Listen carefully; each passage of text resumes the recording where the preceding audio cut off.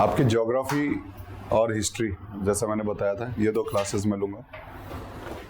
History में सारी नहीं, हिस्ट्री में एंशिएंट और मेडिवल वाली मुझे लेनी है, और मॉडर्न हिस्ट्री और वर्ल्ड हिस्ट्री सर कराएंगे, ठीक है। और ज्योग्राफी कंप्लीट मैं कराऊंगा। ये जो बुक आपको दी गई है, इसमें 2 बुक्स हैं।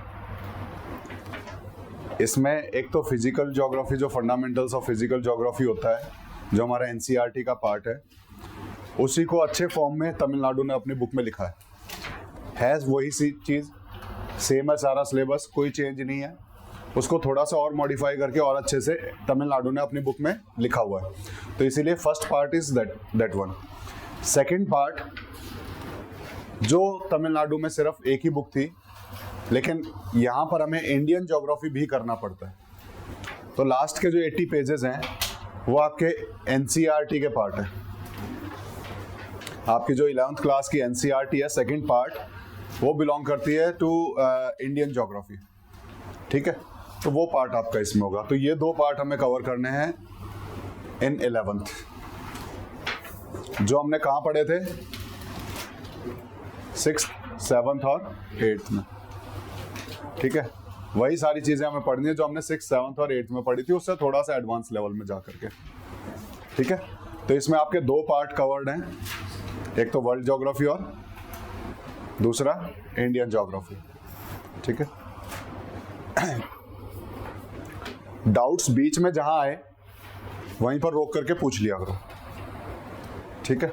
कहीं पे कोई डाउट आ रहा है तो रेस्ट्रिक्ट मत करो, पूछने की आज़ादी होनी चाहिए और आपको उस आज़ादी का पूरा फ़ायदा उठाना आना चाहिए। जब हम पॉलिटी पढ़ेंगे तो हम फंडामेंटल राइट्स पढ़ेंगे। पॉलिटी में, पॉलिटिकल साइंस में जो सर पढ़ाएंगे तो आपको एक फंडामेंटल राइट्स पढ़ाएंगे। उसमें एक फंडामेंटल राइट है, right to speech, freedom to speech and expression, ठीक है ना। स्पीच और एक्सप्रेशन दोनों का ही राइट होता है।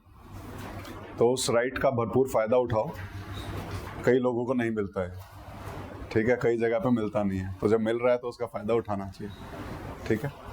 तो जहाँ डाउट आए वहीं पर रोक करके उसे पूछ लो, ठीक है। ज्योग्राफी की पिछली क्लास में हमने कुछ ओवरव्यू लिया था कि हम ज्योग्राफी होती क्या है बेसिकली, वो हमने जानने की कोशिश की थी, जो हमारे इसके पहले चैप्टर में। इसका जो हम पहला चैप्टर पढ़ेंगे वो भी यही है कि ज्योग्राफी है क्या चीज़ बेसिकली। तो ज्योग्राफी क्या है, क्या समझा था हमने, जियो प्लस ग्राफीन। क्या होता है इसका मतलब, टू राइट और describe about the earth, this is geography, ठीक है। जहां पर अर्थ पढ़ेंगे, सिर्फ अर्थ नहीं, अर्थ के अंदर भी और अर्थ के बाहर भी जो चीजें हैं और अर्थ का उनसे क्या रिलेशन है, ये चीजें भी हमें पढ़नी है, ठीक है। This is what all is geography about, ठीक है। तो ये हम पढ़ेंगे। पहला चैप्टर शुरू करेंगे, उससे पहले कुछ सिलेबस हमें पता होना चाहिए। जब तक हमें यही नहीं पता कि हमें उस सिलेबस में पढ़ना क्या है, ठीक है ना, सीधा फर्स्ट चैप्टर से शुरू कर देना तो एक हमें ओवरव्यू नहीं मिल पाता। हमें पता होना चाहिए कि हमें कितने डायरेक्शन में घूमना है और उसको कितना डीप डाउन जाना है, ये चीज़ें पता होनी चाहिए। तो सबसे पहले हम सिलेबस देख लेंगे कि जो हम फिजिकल ज्योग्राफी जो हम पढ़ रहे हैं, ये जो हमारा पार्ट है, ये पार्ट है फिजिकल ज्योग्राफी का।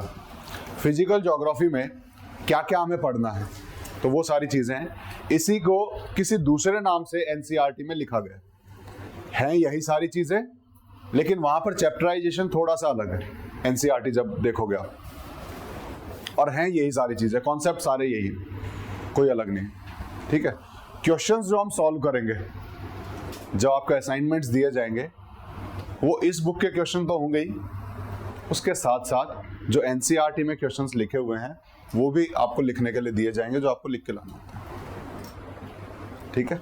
तो सिर्फ इस बुक तक रेस्ट्रिक्ट नहीं रहना है कि हमें बस इतना ही करना है, ठीक है। तो एनसीईआरटी के दिए हुए क्वेश्चंस भी हमें सॉल्व करने हैं, इसके साथ साथ हम वो करेंगे, क्लियर। तो क्या सिलेबस है देख लें एक बार। ज्योग्राफी में सबसे पहले तो हम फंडामेंटल्स पढ़ेंगे, बेसिक्स पढ़ेंगे। ज्योग्राफी क्या है, इसमें हमें क्या पढ़ना होता है, टाइप्स ऑफ ज्योग्राफी क्या है, जो अभी बात कर रहा हूँ मैं फिजिकल ज्योग्राफी, उसी का एक टाइप है, ठीक है। तो ये सारी चीज़ें हम इसमें पढ़ेंगे। Fundamentals of geography, geography term किसने दिया था, ज्योग्राफी का मीनिंग क्या है, इसका स्कोप क्या है, ये बाकी साइंसेस से कैसे रिलेट करता है, तो वो सारी चीज़ें हम इस चैप्टर में पढ़ने वाले हैं, फंडामेंटल्स ऑफ ज्योग्राफी। उसके बाद सेकंड चैप्टर पे हम जाएंगे solar system and the earth और उसके बाहर की हिस्से। बेसिकली जिस सिस्टम का पार्ट अर्थ है उस सिस्टम को पढ़ेंगे। अर्थ जिस सिस्टम का पार्ट है, सोलर सिस्टम का जिस सोलर सिस्टम का पार्ट है, उस सोलर सिस्टम के बारे में एक बेसिक सी जानकारी हम ले लेंगे। उससे जब नेक्स्ट जाएंगे तो हम लिथोस्फेयर में जाएंगे। लेकिन लिथोस्फेयर में जैसे अभी इससे पहले हम अर्थ के बाहर जा रहे थे, अब हम अर्थ के अंदर चले जाएंगे। एंडोजेनिक प्रोसेस पढ़ेंगे, अर्थ के अंदर होने वाली प्रोसेसेस को जानेंगे कि अंदर क्या क्या हो रहा है जिसकी वजह से लिथोस्फेयर पे फर्क पड़ रहा है। लिथोस्फेयर क्या है? लिथोस क्या होता है? लिथिक क्या होता है? लिथोस लिथिक जो वर्ड है वो दोनों एक ही जीन के हैं, एक ही उसके हैं। जो लिथिक वर्ड बना वो लिथोस से बना। तो this is also related to stone. और ये बेसिकली अर्थ सरफेस की बात हो रही है लिथोस्फेयर की, जहां पर स्टोन और सॉइल, स्टोन और उसका छोटा रूप, सॉइल क्या है? स्टोन का ही छोटा रूप है, ठीक है ना? स्टोन को पीस दो तो स्टोन और उसका छोटा रूप जहां पाया जाता है अर्थ के जिस स्फेयर में, उसको हम लिथोस्फेयर बोलते हैं। पढ़ेंगे डिटेल में अर्थ के अंदर क्या क्या स्फेयर्स होते हैं। उसमें से लिथोस्फेयर कौन है? जो सबसे आउटर पार्ट है अर्थ का, जहां पर हमारी अर्थ सरफेस है, जहां पर स्टोन्स पाए जा रहे हैं, वो लिथोस्फेयर है। तो लिथोस्फेयर कैसे क्रिएट हो रही है, वो कैसे बनती है, उसके लिए दो प्रोसेसेस होती हैं। एक तो अर्थ के अंदर कुछ प्रोसेस चल रही है, एक अर्थ के ऊपर कुछ प्रोसेस चल रही है। जो अर्थ के अंदर प्रोसेस चल रही है उसे हम एंडोजेनिक प्रोसेस में पढ़ेंगे, और जो अर्थ के ऊपर प्रोसेस चल रही है जिसकी वजह से वो लिथोस्फेयर में चेंजेस आ रहे हैं, वो हम एक्सोजेनिक प्रोसेस में पढ़ेंगे। तो ये दो चैप्टर हो जाएंगे। ये हमारा हो गया लिथोस्फेयर। फिर हम पढ़ेंगे हाइड्रोस्फेयर। हाइड्रोस्फेयर कौन सा स्फेयर है? जहां पर हाइड्रा अवेलेबल है। हाइड्रा मतलब वाटर अवेलेबल है। हमारे अर्थ पे जहां जहां वाटर अवेलेबल है उस स्फेयर को हम पढ़ेंगे हाइड्रोस्फेयर में। फिर उसके बाद एटमॉस्फेयर को पढ़ेंगे। एटमॉस जहां पर एयर अवेलेबल है, जहां पर एयर अवेलेबल है, यानी कि अर्थ के ऊपर का जो स्फेयर है उस स्फेयर को पढ़ेंगे हम एटमॉस्फेयर में। और फिर हम पढ़ेंगे जहां तीनों अवेलेबल है, जहां लिथोस्फेयर भी अवेलेबल है, जहां हाइड्रोस्फेयर भी अवेलेबल है और जहां एटमॉस्फेयर भी अवेलेबल है। जहां ये तीनों अवेलेबल होंगे वहां लाइफ पॉसिबल होगी। और उस स्फेयर को हम बोलते हैं बायोस्फेयर। उस स्फेयर को क्या बोलते हैं? बायोस्फेयर। बायो का मतलब होता है लाइफ, और लाइफ वहां पॉसिबल होगी जहां ये तीनों स्फेयर अवेलेबल होंगे। तो बायोस्फेयर को हम पढ़ेंगे उसके बाद। और फिर उसके बाद नेचुरल डिजास्टर्स को पढ़ेंगे, पब्लिक अवेयरनेस को। तो ये हमारा इस बुक का पार्ट है जहां हमें पढ़ना है, ठीक है? तो अर्थ हो गया, अर्थ की सराउंडिंग हो गई, अर्थ के इनसाइड हो गया और अर्थ की सरफेस पे हो गया। ये सारी चीजें हमें इसमें पढ़नी है। फिजिकल ज्योग्राफी में कैसे कैसे चेंजेस आते हैं वो सारी चीजें हम इसमें पढ़ लेंगे, ठीक है? तो हमारा फर्स्ट चैप्टर शुरू करेंगे अभी। फर्स्ट चैप्टर से पहले इस पे ध्यान दोगे ना, ये वाला पेज ढंग से पढ़ना इसको। ज्योग्राफी में अगर कोई कैरियर बनाना चाहता है आगे चल के, तो उसके लिए दिए हुए कि क्या क्या कैरियर रास्ते हैं, उसमें कहाँ कहाँ जा सकता है ज्योग्राफी पढ़ने वाला बच्चा, ठीक है? तो ये वो करियर एस्पेक्ट्स दिए हुए हैं of A geography student.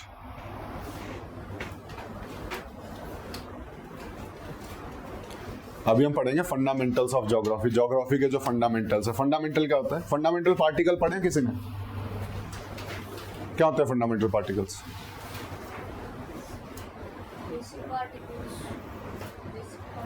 Basic particles कौन कौन से थे? पढ़े थे? प्रोटॉन, न्यूट्रॉन, इलेक्ट्रॉन पढ़े? हाँ तो बताओ ना। ठीक है, वो फंडामेंटल पार्टिकल्स हैं किसी भी एटम के, प्रोटॉन, न्यूट्रॉन और इलेक्ट्रॉन। क्यों है? क्योंकि आप कोई भी एटम, कोई भी ऑब्जेक्ट उठा लो, उसका बेसिक वही मिलेगा, उसके अंदर वही चीजें मिलने वाली है, ठीक है? तो उनका बेस वो है। तो फंडामेंटल्स क्या होते हैं? बेसिक्स होते हैं, बेस होता है। तो फंडामेंटल्स ऑफ ज्योग्राफी हम पढ़ेंगे कि ज्योग्राफी का बेस क्या है, क्या पढ़ना है हमें ज्योग्राफी में, क्या क्या हमें इसमें स्कोप क्या दिखाई देता है, हम कैसे रिलेट करेंगे बाकी साइंसेस से इसको, ठीक है? ज्योग्राफी के टाइप कितने हैं? वो सारा हमारा इस चैप्टर का पार्ट है। और जब हम इस चैप्टर को पढ़ेंगे तो हम क्या क्या सीख पाएंगे, तो ऑब्जेक्टिव्स देख लेते हैं। सबसे पहले कॉन्सेप्ट बता पाएंगे ज्योग्राफी का कि ज्योग्राफी क्या है। उसके बाद हम बता पाएंगे कि हमारे ज्योग्राफी में क्या क्या डेवलपमेंट्स हुए अभी तक, आज तक जिस स्टेज पे ज्योग्राफी पहुंची है तो वो किन स्टेजेस से होके गुजरी है, इवोल्यूशन ऑफ ज्योग्राफी, वो हम समझेंगे। शुरुआत में जैसे हमने पढ़ा था ज्योग्राफी में हमने 3 स्टेजेस पढ़ी थी। पहले व्हाट एंड वेयर पे काम होता था कि कोई भी चीज है तो कहां है, और दूसरा क्या है, कहां है और क्या है, पहले यही देखते थे। क्यों वाला कॉन्सेप्ट वो हमने पहले नहीं देखा था, उसको साइंटिफिक साइड में हम लेके ही नहीं गए थे। तो वो इवोल्यूशन का प्रोसेस में हम समझेंगे कि पहले सिर्फ व्हाट एंड वेयर पे ध्यान दिया जाता था और फिर धीरे धीरे उनको समझने पे ध्यान दिया जाने लगा कि कोई भी प्रोसेस हो रही है तो क्यों हो रही है, उसके पीछे के रीजंस क्या हैं। ठीक है, तो हम उसके बाद उसमें जाएंगे। तो हमने व्हाट वेयर के बाद वाई पे पहुंचेंगे। तो ये इवोल्यूशन हम पढ़ेंगे इसमें कि कैसे इवॉल्व हुआ है। ठीक है, किसने शुरुआत की ज्योग्राफी को पढ़ने की, वो सारी चीजें, मैप बनाने की शुरुआत कहां से हुई है, वो सारी चीजें हम पढ़ेंगे इसमें।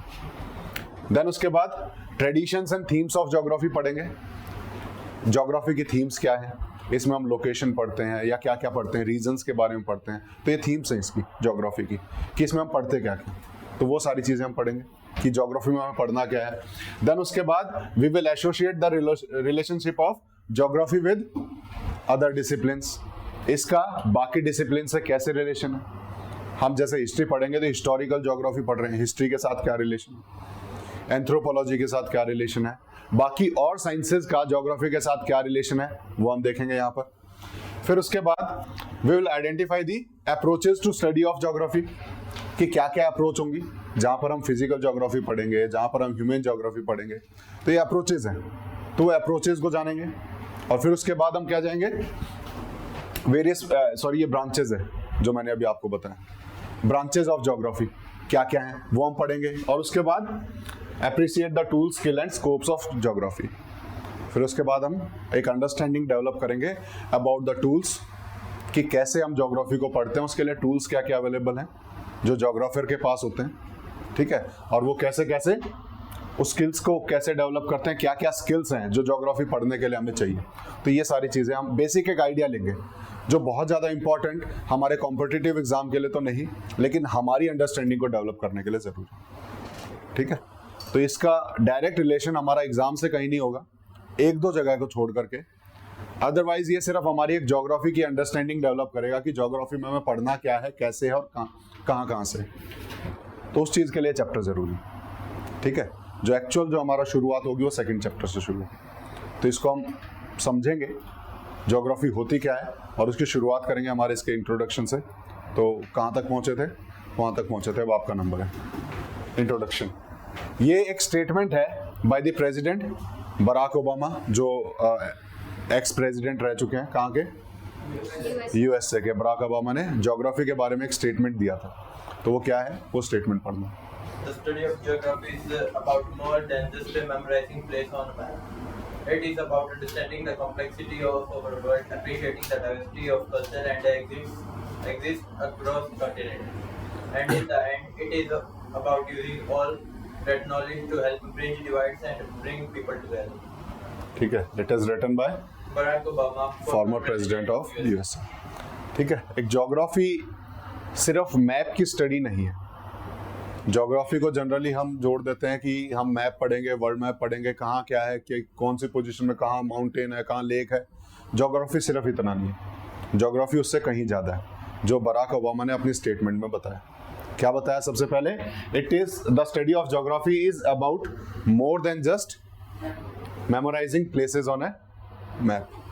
जो ज्योग्राफी की स्टडी है सिर्फ मैप नहीं स्टडी करना है, ये इससे कहीं ज्यादा है। क्या क्या है, it is about understanding the complexity of our world, कि हमारे वर्ल्ड में जो कॉम्प्लेक्सिटीज हैं, जो जटिलताएं हैं, जो बेसिकली हम कॉम्प्लेक्शंस देखते हैं कि कहीं हमें लेक दिखाई दे रही है, कहीं कुछ दिखाई दे रहा है, उसकी वजह से वहाँ पे कल्चर कैसे डेवलप हो रहे हैं, आपस में रिलेशन कैसे बन रहे हैं। आज के टाइम पे जितनी भी लड़ाइयाँ चल रही हैं, चाहे किसी भी देश के बीच में, उनके पीछे मेन रीजन उनकी ज्योग्राफी होता है।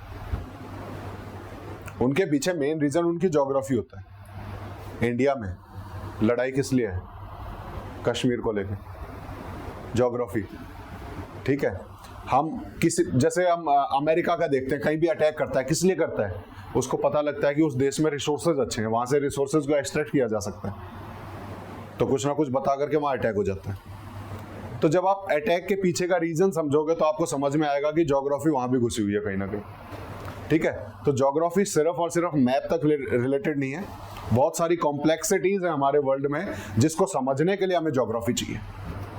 ठीक है, कॉन्गो आज तक डेवलप नहीं हो पाया, और कॉन्गो में इतनी ज्यादा रिसोर्सेज हैं, रिसोर्स कर्स है।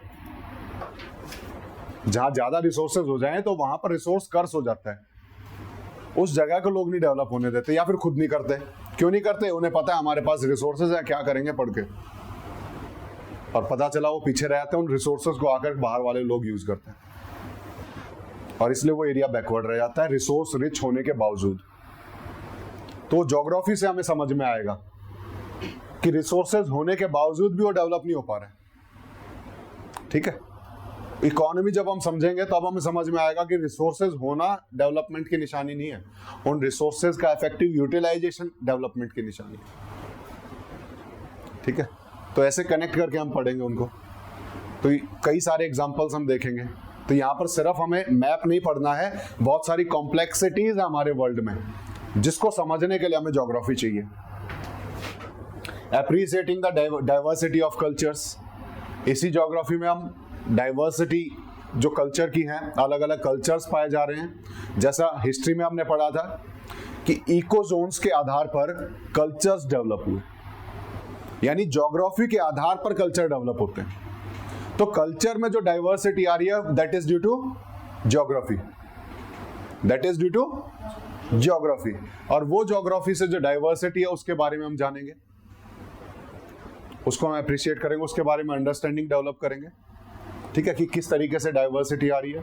देन उसके बाद दैट एग्जिस्ट अक्रॉस कंटिनेंट्स, अलग अलग कंटिनेंट में जो अलग अलग कल्चर पाया जा रहा है, that is mainly due to the diverse geographical locations, geographical conditions. अलग अलग कंडीशन होने की वजह से अलग अलग कल्चर वहां पर अवेलेबल है। ठीक है, जैसे कोट पैंट का कल्चर है, इंडिया में नहीं था, फॉरेन में था, क्योंकि वहां पर हमेशा ठंडा रहता था। यहाँ है नहीं ना वो कल्चर, लेकिन हमने उसको अडॉप्ट किया। ठीक है, वो कल्चर डेवलप हुआ उनके मौसम की वजह से। फॉरेन में कल्चर है कि वो प्रिजर्व्ड खाना ज्यादा खाते हैं, क्योंकि वहां पर क्लाइमेटिक वेरिएशन नहीं है। जितना एग्रीकल्चरल प्रोडक्शन हमारे यहाँ पर होता है, हमारे यहाँ ताजा खाना मिल पाता है, वहां वो पॉसिबल नहीं है। तो सर्दियों में उन्हें वो प्रिजर्व्ड खाना ही खाना पड़ेगा, वो उनके कल्चर में आ गया है। क्यों? क्योंकि वहां की ज्योग्राफिकल कंडीशंस वैसी हैं। ठीक है, तो ज्योग्राफिकल कंडीशंस डायरेक्टली हमारी डाइवर्सिटी ऑफ कल्चर से रिलेटेड है, जो अलग अलग कंटिनेंट पे पाई जाती है। ठीक है, इंडिया का कल्चर हमारी ज्योग्राफी के हिसाब से, साउथ में चले जाओ अलग कल्चर मिलेगा, वहां की ज्योग्राफी अलग है। माउंटेन्स पे चले जाओ उनका कल्चर अलग मिलता है, वहां की ज्योग्राफी अलग है। ठीक है, वहां की कंडीशंस अलग है, वेदर कंडीशंस अलग है। ठीक है, तो हर जगह के हिसाब से कल्चर डिफरेंट होगा, क्योंकि ज्योग्राफिकल कंडीशंस अलग अलग है।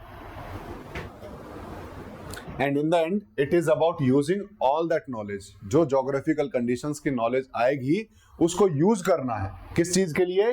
To help bridge divides and bring people together, ताकि लोगों के बीच में जो डिवाइड है उसको दूर किया जा सके और लोगों को एक साथ लाया जा सके, यूनिटी एंड डाइवर्सिटी अचीव की जा सके, ताकि समझ में आए कि तुम अलग नहीं हो, तुम्हारी कंडीशंस अलग हैं, इस वजह से तुम ऐसे रह रहे हो, तुम हमसे अलग नहीं हो, हम एक ही हैं। तो यूनिटी डेवलप हो सके, लोग एक साथ आ सके बाय अंडरस्टैंडिंग ऑफ ज्योग्राफी। ठीक है, तो geography is not just about reading the maps, it is about understanding the geographical condition that is leading to the diversity.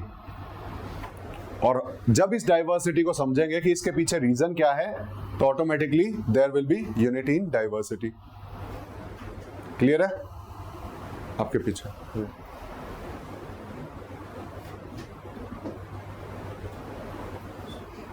मुंह धो के आ जाओ, जाओ जाओ जाओ।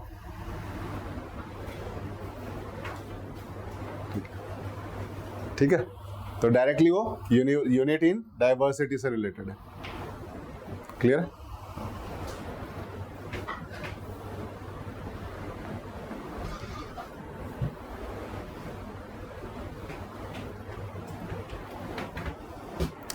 तो ज्योग्राफी क्या है? Study of earth. ठीक है, ओनली अर्थ नहीं। ज्योग्राफी में हम बहुत सारी चीज़ें पढ़ते हैं, अभी हम पढ़ेंगे क्या क्या पढ़ते हैं, बहुत सारी चीज़ें।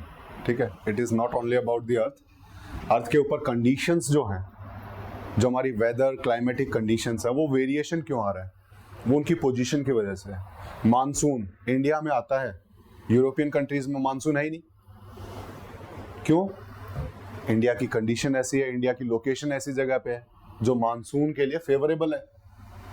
मानसून क्या है? मानसून क्या होता है? पढ़ेंगे, मानसून को भी पढ़ेंगे। सीजनल रिवर्सल ऑफ विंड्स होता है। पूरे ग्लोब को जब हम देखेंगे ना, तो विंड की डायरेक्शन सेट है हर जगह पे।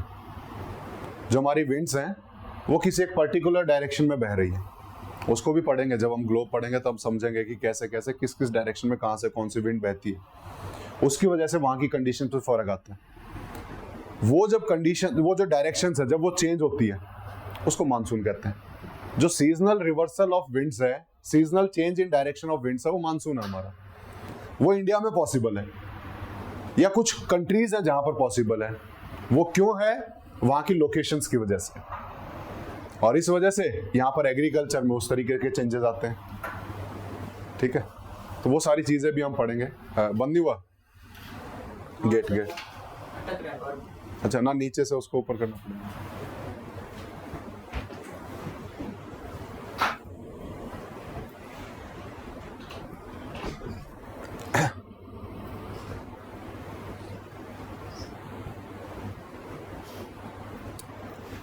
ठीक है, तो ज्योग्राफी की मदद से बहुत सारे प्रॉब्लम्स का सॉल्यूशन हम कर सकते हैं। अगर ज्योग्राफी ढंग से समझ में आ जाए तो बहुत सारी प्रॉब्लम्स का सॉल्यूशन ढूंढ सकते हैं।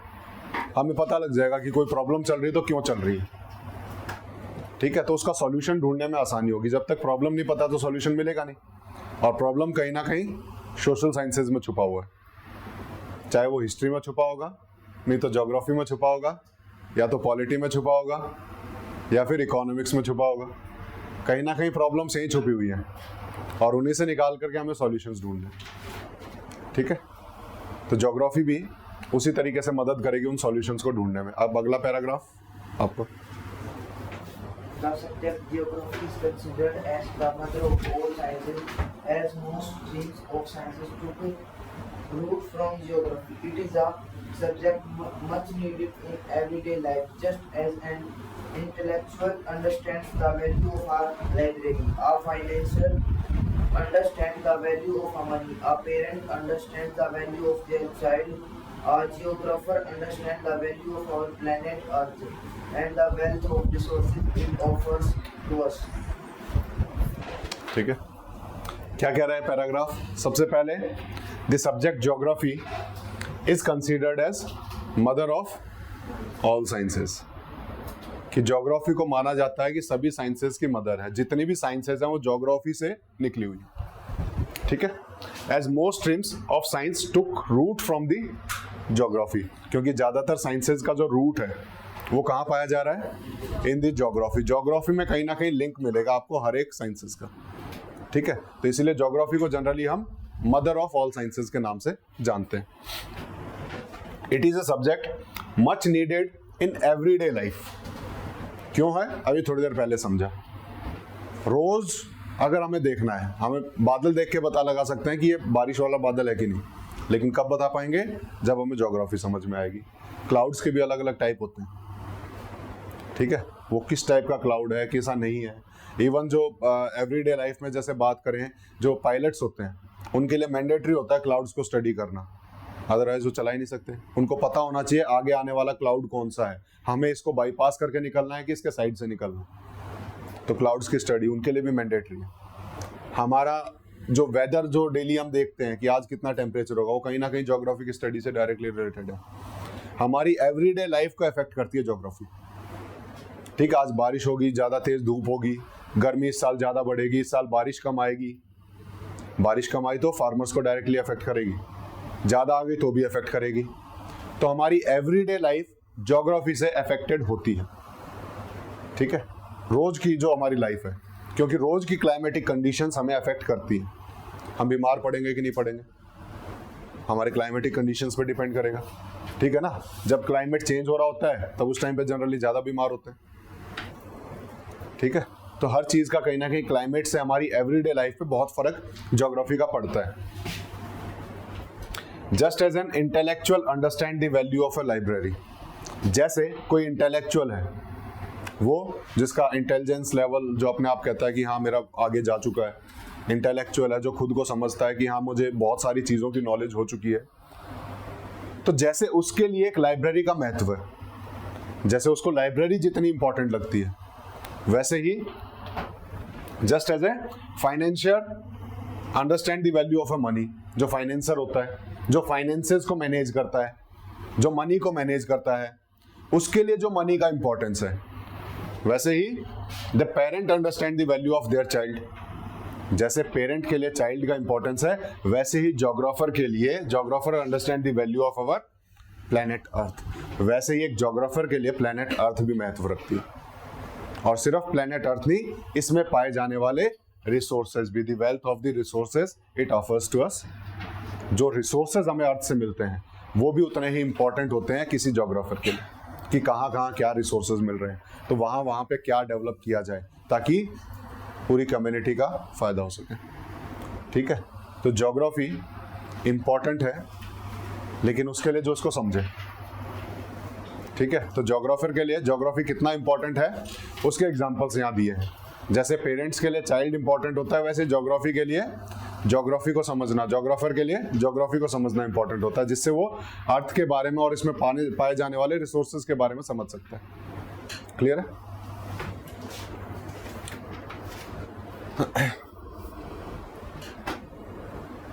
नेक्स्ट पैराग्राफ, डिफाइनिंग ज्योग्राफी, जहां पर हम ज्योग्राफी को डिफाइन करेंगे, जिसके बारे में हम ऑलरेडी पिछली क्लास में बात कर चुके हैं, लेकिन वो टर्म किसने दिया था ज्योग्राफी, वो हम आज पढ़ेंगे। पहली बार ज्योग्राफी टर्म लाने वाला कौन था? कोई ग्रीक था, जैसे मैंने बताया था ग्रेफेन एक ग्रीक वर्ड है, तो ग्रीक से ही अगर हम देखेंगे ज्योग्राफी का इवोल्यूशन होता हुआ दिखाई देगा। सबसे पहले ग्रीक लोगों ने ज्योग्राफी के बारे में लिखना शुरू किया, उसके बाद बाकी कंट्रीज में, कॉन्टिनेंट्स में फैला। तो ग्रीक से शुरुआत होगी, तो ये ग्रीक व्यक्ति का नाम आएगा जो हमें पढ़ना है, ठीक है। तो ये ज्योग्राफी आई कहाँ से, तो डिफाइन करेंगे हम ज्योग्राफी को नेक्स्ट पैराग्राफ से। कौन पढ़ेगा आप दोनों में से? आप, ठीक है, पढ़ो। Geography is one of the oldest earth sciences and its roots date back to the work of the early Greek scholars. The term geography was coined back by the Greek scholar Eratosthenes, who combined two Greek words, geo, the earth, and graphein to describe. Therefore, in the literary sense, geography is a description of the earth. Over the ages, geography has become the art and science of studying the physical characteristics of the earth and man's role in adapting to and modifying the environment. ठीक है। तो geography के बारे में मैंने पहले बताया था, जियो प्लस ग्राफेन से मिलकर बना है, वही चीज़ है। ये जियो प्लस ग्राफेन को जोड़ा किसने? इरेटोस्थेनेस, ठीक है। ये इरेटोस्थेनेस जो था, एक ग्रीक स्कॉलर था, जिसने जियो और ग्राफी को जोड़ा और ज्योग्राफी बना दिया, और हमारे सामने एक नया टर्म दे दिया ज्योग्राफी, ठीक है। तो उसी के बारे में हम इस पैराग्राफ में पढ़ेंगे। तो geography is one of the oldest earth sciences, ठीक है। जब हम बहुत पुराने टाइम से, ये मतलब नया नहीं है, बहुत पुराने टाइम से हम ज्योग्राफी पढ़ते आ रहे हैं। It roots date back to the works of early Greek scholars. ये अगर हम इसकी रूट्स देखें तो कहाँ पाई जाएंगी? जो पुराने टाइम पे जो ग्रीक स्कॉलर्स थे, जो ग्रीक लोग थे, वो लोग जो है इसको पढ़ते थे, और वहीं से हम इसका कहीं ना कहीं इवोल्यूशन देखेंगे। वहीं पर एक ग्रीक स्कॉलर है जिसका नाम इन्होंने दिया है, the term geography was coined by Greek scholar Eratosthenes. तो ज्योग्राफी टर्म किसने दिया है? इरेटोस्थेनेस, ठीक है। और ग्रीक में उसको इरेटोस्थेनेस बोलते हैं, बेसिकली टय को तय बोल देते हैं, ठीक है ना, इरेटोस्थेनेस। तो इरेटोस्थेनेस था जिन्होंने ये ग्रीक वर्ड जो जियो प्लस ग्राफेन को, दोनों ग्रीक वर्ड थे, दोनों को मिलाया और ज्योग्राफी बना दिया, ठीक है। तो जियो का मतलब क्या है? The who combined two Greek words, geo, geo का मतलब है the earth, and graphein is to describe. इसीलिए जियो से रिलेटेड बहुत सारे वर्ड हमने देखे थे जिसका वर्ड कहीं ना कहीं अर्थ से रिलेटेड है, ठीक है। तो अर्थ प्लस टू डिस्क्राइब, तो इसका literally meaning therefore in the literary sense geography is description of earth. ये पढ़ा था हमने, पढ़ा था ना इतना तो, ठीक है। Over the ages, geography has become the art and science of studying the physical characteristic of Earth and man's role in adapting to and modifying the environment. Over the ages, कई सालों से क्या हुआ है, हमारा जो स्टडी ज्योग्राफी है, geography कहीं ना कहीं आर्ट एंड साइंस बन चुकी है। किसका? Studying the physical characteristic of earth. Physical characteristic of earth को स्टडी करने के लिए ज्योग्राफी को ही हम मेन टूल मानते हैं। और ओवर द इयर्स ज्योग्राफी एक ऐसे सब्जेक्ट के रूप में इवॉल्व हुआ है जिससे हम अर्थ के कैरेक्टरिस्टिक को समझ पा रहे हैं। और कहीं ना कहीं इसमें हम और क्या समझ रहे हैं, man's role in adapting to and modifying the environment, कि मैन का इसमें क्या रोल रहा है, कैसे वो एडेप्ट कर पाया है अर्थ की उस कैरेक्टरिस्टिक के साथ और कैसे उसने मॉडिफाई किया है एनवायरनमेंट को। इसको समझने के लिए भी ज्योग्राफी का भी एक बड़ा हाथ है। तो ज्योग्राफी एक एज ए सब्जेक्ट, ऐसे सब्जेक्ट के रूप में इवॉल्व हुआ है जो इन सब चीजों को अपने अंदर समेटे हुए है। चाहे वो अर्थ की कैरेक्टरिस्टिक को पढ़ना हो, चाहे मैन का रोल, ह्यूमंस रोल पढ़ना हो इन अर्थ कैरेक्टरिस्टिक्स चेंजिंग एंड एडेप्टिंग, कि उसको कैसे चेंज कर रहा है। कहीं पे भी देखें तो आज के टाइम पे जो ज्यादातर प्रॉब्लम क्यों है, क्योंकि मैन और नेचर दोनों के बीच में जो इन्वॉल्वमेंट है, जितना होना चाहिए था वो बैलेंस बिगड़ चुका है। तो बैलेंस कितना बिगड़ा है, कैसे बिगड़ा है, वो भी हम ज्योग्राफिकल कंडीशंस में, ज्योग्राफी में हम पढ़ते हैं उसको, ठीक है। जिसमें बायोम्स पढ़ेंगे, क्लाइमेटिक रीजन पढ़ेंगे, क्लाइमेट चेंज पढ़ेंगे, तो वो सारी चीजें हमें समझ में आएंगी कि कैसे ह्यूमन नेचर ने हमारी ज्योग्राफी को चेंज करने में रोल अदा किया, बीच में कैसे रोल प्ले किया, ठीक है। तो ये सारी चीजें हमें इसमें पढ़नी है ज्योग्राफी में, ठीक है। नेक्स्ट आपका number. Geography was born through explorations and discoveries. Earlier, the aim of geography was to discover new lands, see routes, prepare maps, and describe them. Later, it emphasized that shifted to scientific investigations of Earth's landforms, oceans, and atmosphere, as well as the interaction with human beings and the environment. ठीक है, ये मैंने आपको बताया था बैठो कि geography शुरुआत में व्हाट एंड वेयर पे काम करती थी, and in the latest stages हमने वाई पे काम करना शुरू कर दिया कि कोई भी कंडीशन है तो क्यों है। उसी चीज का एक्सप्लेनेशन इस पैराग्राफ में दिया हुआ कि in the early stages geography was born through exploration and discoveries. Geography अपने आप नहीं, एक्सप्लोरेशंस जब शुरू हुए, लोगों ने एक्सप्लोर करना शुरू किया, लोगों ने डिस्कवर करना शुरू किया प्लेसेस को अलग अलग, ठीक है। किसी एक प्लेन एरिया में रहते थे, थोड़ा आगे चले तो उन्हें माउंटेन दिखाई दिया, थोड़ा आगे चले समुद्र दिखाई दिया। पहले सोचते थे समुद्र कभी खत्म ही नहीं होगा, ठीक है ना। तो धीरे धीरे उन्होंने एक्सप्लोर करना शुरू किया, नई नई डिस्कवरीज हुई और यहां से ज्योग्राफी का जन्म होता हुआ दिखाई देगा। यहां से ज्योग्राफी जन्म लेगी, ज्योग्राफी विल बी बोर्न, ठीक है। फिर उसके बाद जब धीरे धीरे आगे बढ़ेंगे, शुरुआत में हमने सिर्फ ये पढ़ा कि ये चीज क्या है। शुरुआत में क्या पढ़ा कि ये क्या है। तो first, earlier the aim of geography was to discover new lands. हमें एक्सप्लोर करना है, नए नए लैंड्स ढूंढने हैं, देन नए नए सी रूट्स ढूंढने हैं, नए नए मैप्स प्रिपेयर करने हैं। शुरुआत में ज्योग्राफी का बस इतना सा एम था कि हम नई जगहों को एक्सप्लोर करें, नए मैप बना पाएं और नई नई चीजें हमें मिल जाए। शुरुआत में ज्योग्राफी बस यहीं तक लिमिटेड थी, एंड डिस्क्राइब देम, और उसको हम डिस्क्राइब कर दें कि ये क्या है। नई चीज मिली, उसे नया नाम दे दिया। लेकिन in the later stages its emphasis had shifted to scientific investigation, और धीरे धीरे उसका जो एम्फेसिस है वो किस साइड शिफ्ट हुआ, scientific investigations of geographical conditions, कि कोई भी चीज है तो क्यों है। अगर यहाँ पर एवरेस्ट माउंटेन है तो क्यों है, ठीक है। धीरे धीरे लोगों ने पता लगाया, तो पता लगाया कि जो हमारी अर्थ है, जो हमारी लिथोस्फेयर है, वो स्टेबल नहीं है, वो लिथोस्फेयर मूव कर रही है, और उसी मूवमेंट के चक्कर में अलग अलग लैंडफॉर्म्स डेवलप हो रहे हैं। तो मूवमेंट के चक्कर में हमने देखा कि पहले यहां पर सी होता था, जहां आज के टाइम पे एवरेस्ट है, और उसी सी की जगह पे आज एवरेस्ट माउंटेन है। कितना बड़ा, हाईएस्ट माउंटेन कहते हैं उसको, ठीक है, कैसे वो एवरेस्ट माउंटेन सी की जगह पे आया।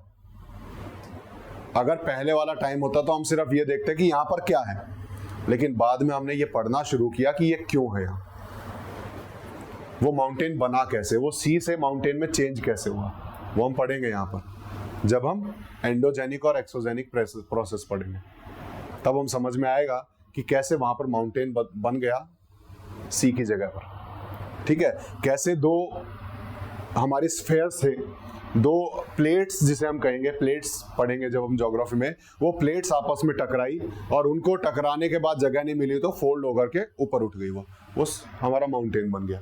वो क्या प्रोसेस होती है वो भी हम समझेंगे। ठीक है, नहीं, अलग अलग थ्योरीज हैं।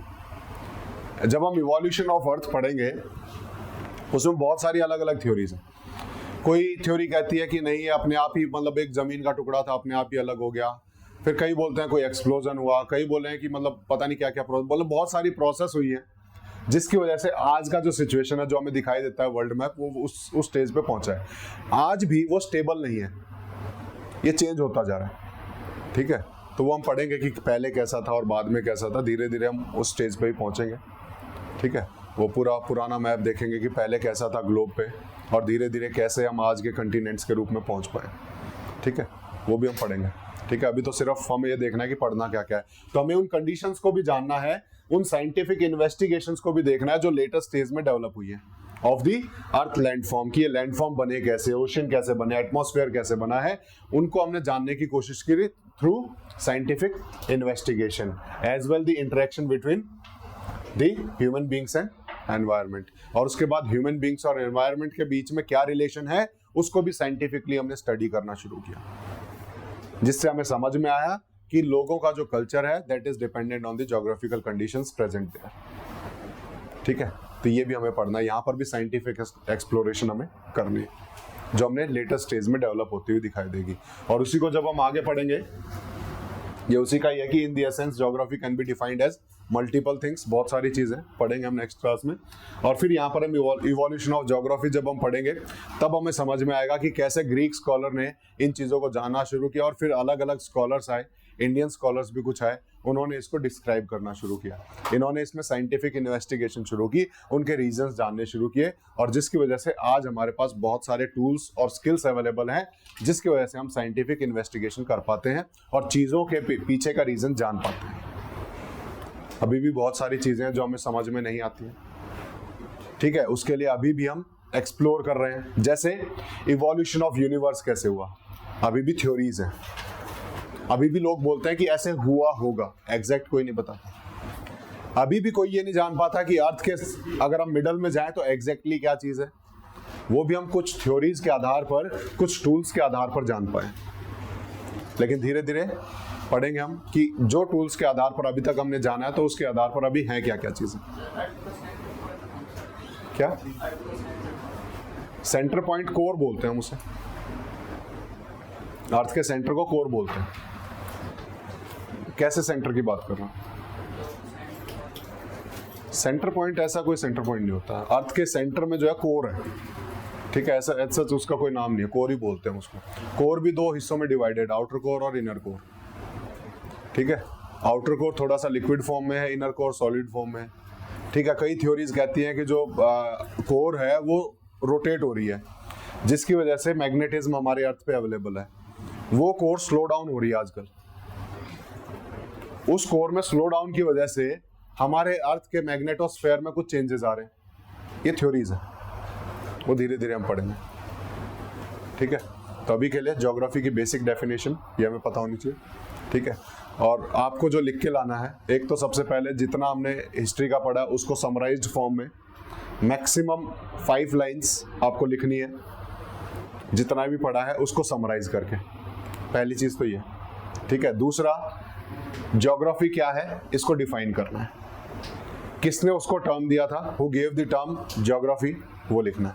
तो ये 2 असाइनमेंट 2 क्वेश्चंस के रूप में आपको लिख के लेके आने का। ठीक है, तो आज की क्लास इतनी रहेगी, फिर नेक्स्ट क्लास में करेंगे। ठीक है, शुरुआत में थोड़ा धीरे हाँ कॉपी चेक करेंगे। ठीक है, कॉपी चेक होगी, पक्का होगी, तो लिख के लाना है। उसको मिस नहीं करना। क्या चीज़? हाँ, समराइज करना है उसको। थोड़ा समरी बनाना नहीं सीखोगे तो चीज़ों को पढ़ना नहीं सीखोगे। मैं तो बताता चला जाऊँगा। 5 लाइन्स मैक्स है, मैंने पॉइंट्स नहीं बोला, 5 लाइन्स है। समराइज करना है जितना भी पढ़ा उसको 5 लाइन्स में। आपकी कॉपी की 5 लाइन्स में जो हिस्ट्री है, जो ज्योग्राफी, वो आ जानी चाहिए। ठीक है।